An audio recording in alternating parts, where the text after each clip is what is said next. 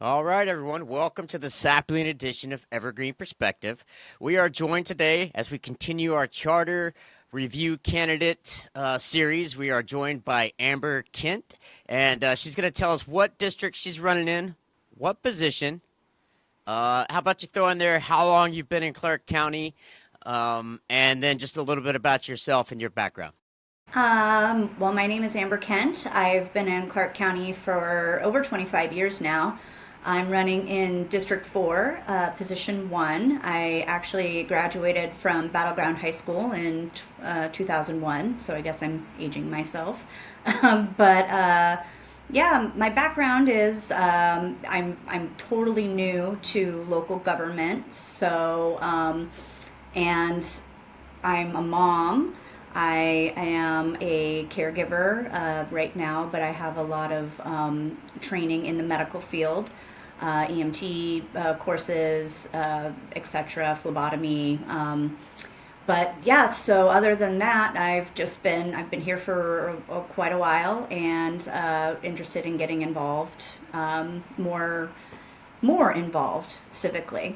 Right. And so, what was it that inspired you to get more involved into local engagements?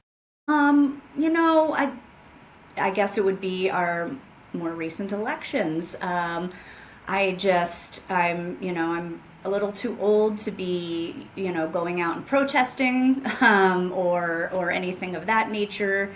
And I said to myself, I was like, well, I could either let the the weight of local politics or the weight of national politics weigh heavily on me, or I can do something about it.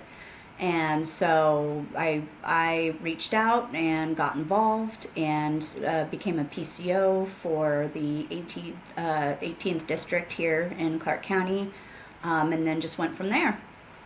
So what was it about the county charter? What did you already know about the county charter, and what made you say, "Hey, this is where I can get in and make a difference"?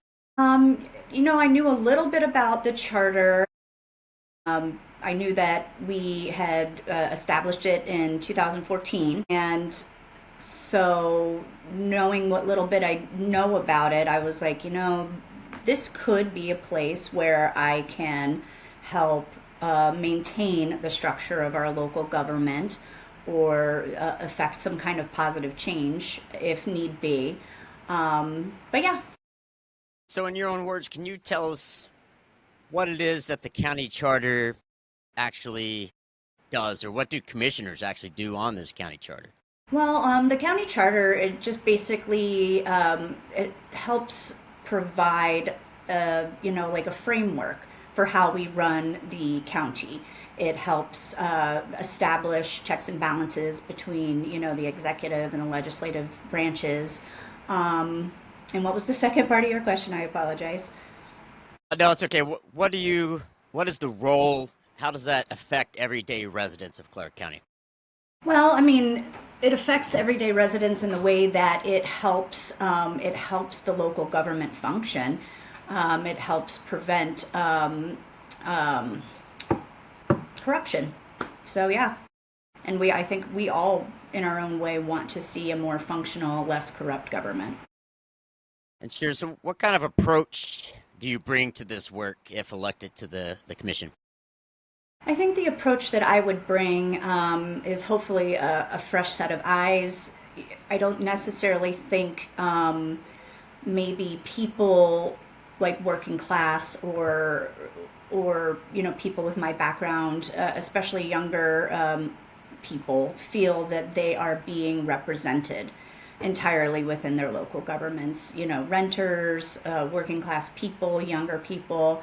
By and large, the voters of Clark County are homeowners, tend to be a little bit older, tend to be in higher income brackets. So I definitely think having the local government be reflective of the populace of Clark County is helpful. All right, so how do you feel like electing a body to these down ballots, elections like county charter? How do you feel like you getting involved can spur other folks to get involved or to bring out maybe a little bit different demographic when it comes to voting and representation? You state that one again. I'm sorry. No, that's okay.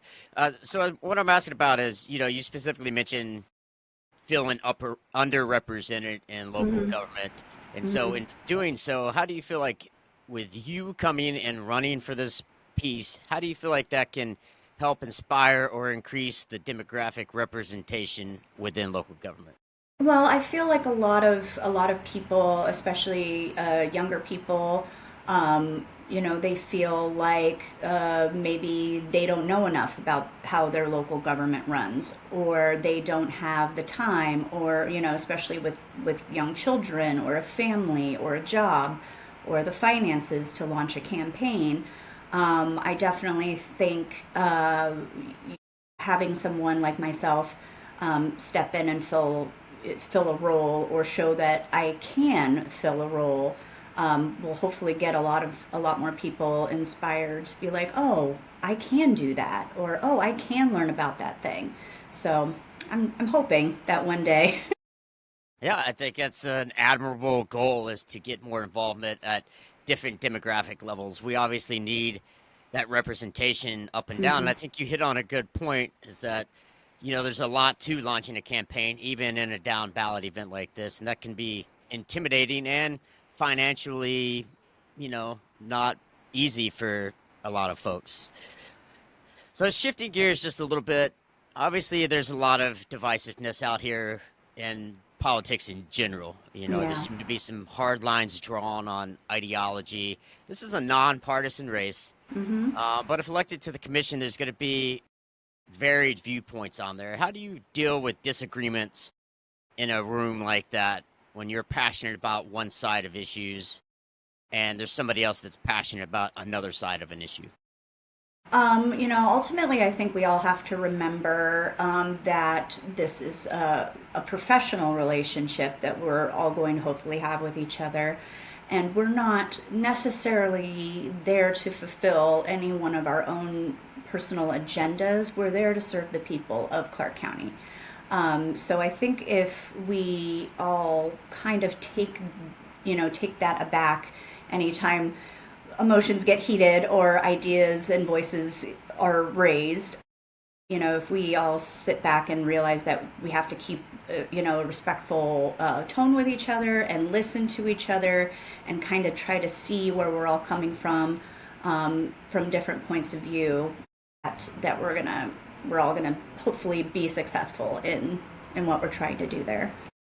All right, so I guess with that said, how do you ensure that we're getting the people's voice heard in that room? How do you ensure that we're serving the people of Clark County?